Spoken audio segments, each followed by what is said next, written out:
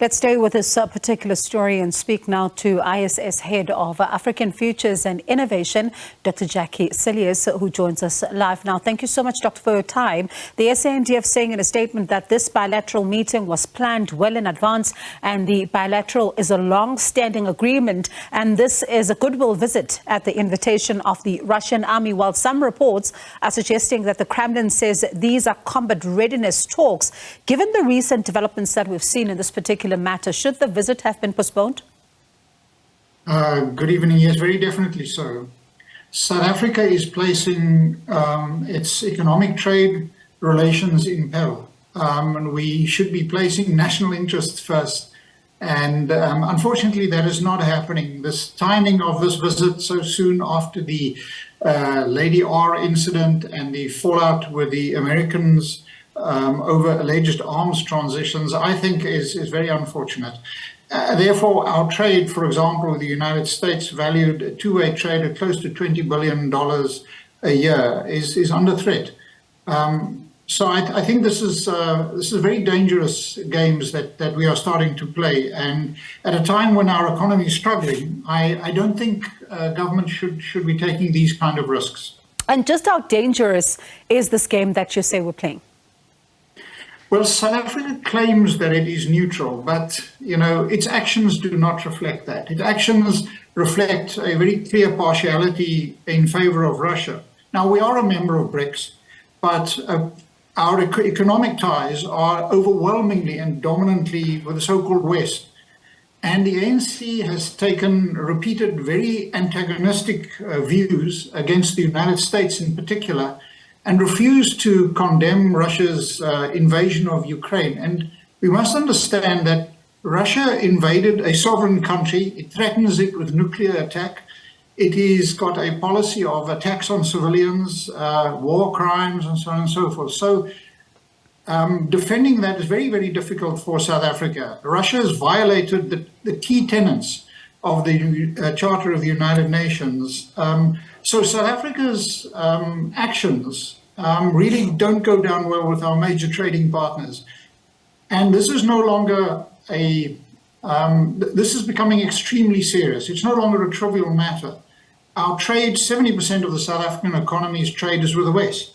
And South Africa needs to tread very, very carefully.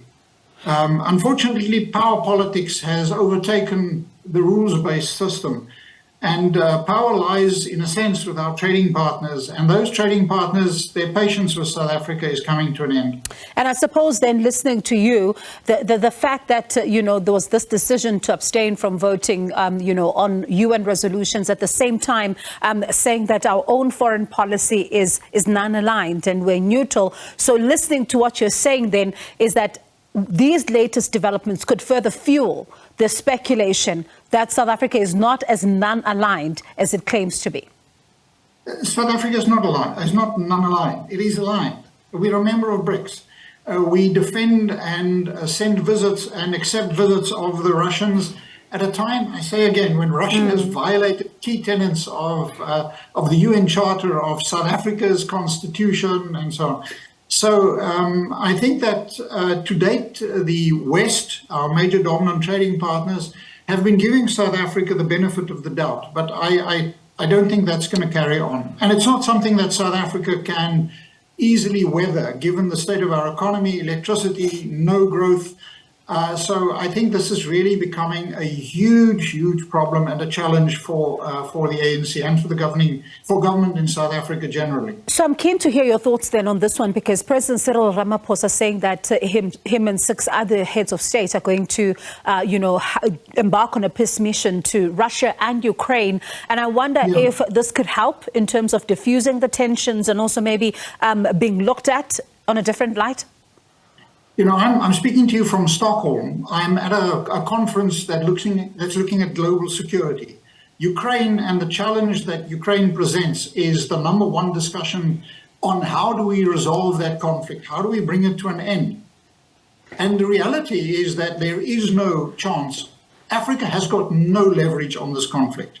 Eventually, Russia will be the big loser. Only China has got potential leverage on Russia.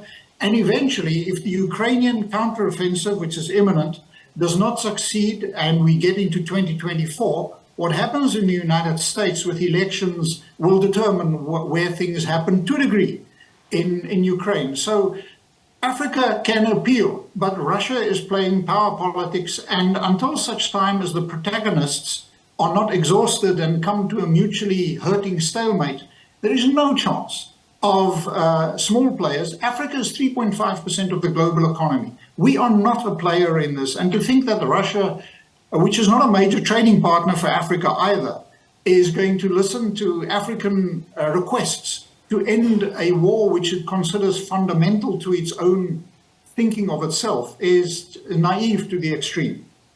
It'll be interesting to see what happens then. Dr. Cilliers, let me thank you so much for your time this evening. Do appreciate it. That was Dr. Jakkie Cilliers, ISS Head of African Futures and Innovation.